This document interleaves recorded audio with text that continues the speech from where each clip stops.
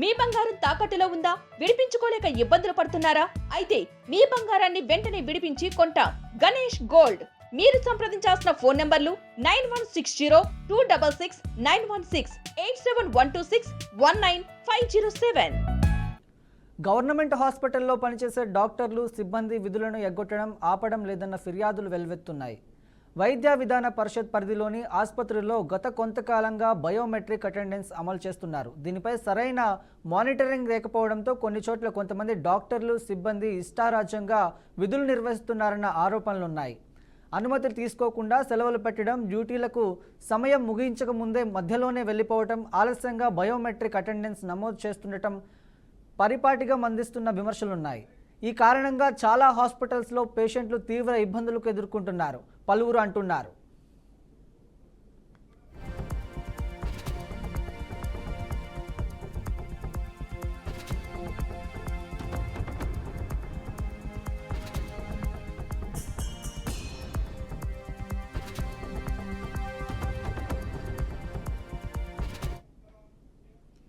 MLA చుట్టమని ఒకరు, ఆయన మా దగ్గర బంధువు, ఇప్పుడే ఫోన్లో మాట్లాడాను, మా జోలికి వస్తే మీ ఇష్టమని మరొకరు. ఇది ఉమ్మడి ప్రకాశం జిల్లాలో మండలంలోని మాచవరం పిహెచ్సి అధికారుల తీరు. విధులు సమగ్రంగా నిర్వహించకుండా కింది స్థాయి సిబ్బందితో పెత్తనం చెలాయిస్తున్నారు. ఎవరెన్ని చెప్పినా మేం మారేదే లేదంటూ విధుల్లో డుమ్మా కొడుతూ ఇష్టారాజ్యంగా వ్యవహరిస్తున్నారు. కందుకూరు మండలంలో మాచవరం ప్రాథమిక ఆరోగ్య కేంద్రం ఉంది. 19 పంచాయతీలకు గాను 13 సచివాలయాలు ఈ పిహెచ్ఎస్సి కింద ఉన్నాయి. 13 విలేజ్ హెల్త్ క్లినిక్లు ఉన్నాయి. వీరందరి పిహెచ్సి డాక్టర్లే వైద్యం అందించాల్సి ఉంటుంది. మాచవరం గ్రామానికి చుట్టుపక్కల ఉన్న కందుకూరు మండలాల్లోని గ్రామాలతో పాటు గూడూర్ల మండలానికి చెందిన పరుకొండపాడు, దప్పలంపాడు, గుల్లెంపాలెం, దారకానిపాడు, ఉలవపాడు మండలం కింద ఉన్న బద్దిపూడి ప్రజలు ఇక్కడికే వస్తుంటారు. 24 గంటలు పనిచేసే పిహెచ్సిలో ఉదయం 9 గంటల నుంచి సాయంత్రం 6 గంటల వరకు వైద్యులు ఓపీలో ఉండాలి.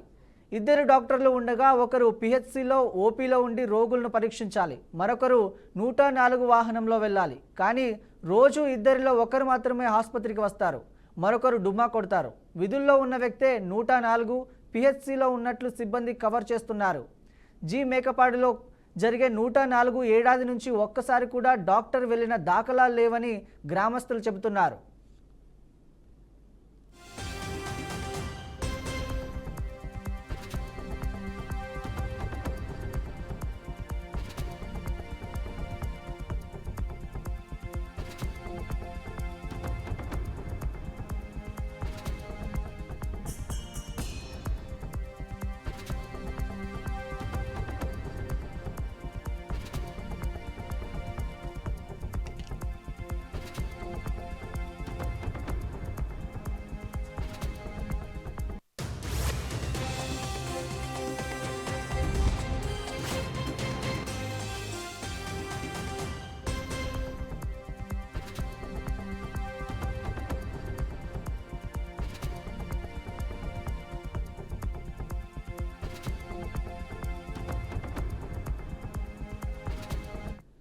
దీనిపై పూర్తి సమాచారం మా ప్రతినిధి రామ్మోహన్ రావు అందిస్తారు. చెప్పండి రామ్మోహన్ రావు, అక్కడ పరిస్థితి ఎలా ఉంది?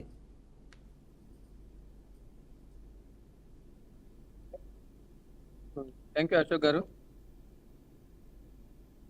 ఇక్కడ ప్రభుత్వ ఆసుపత్రుల్లో డాక్టర్లు కానీ అక్కడ పనిచేసే నర్సులు కానీ టైంకు హాస్పిటల్కి రాకుండా ఆ ఆసుపత్రికి వచ్చే రోగులను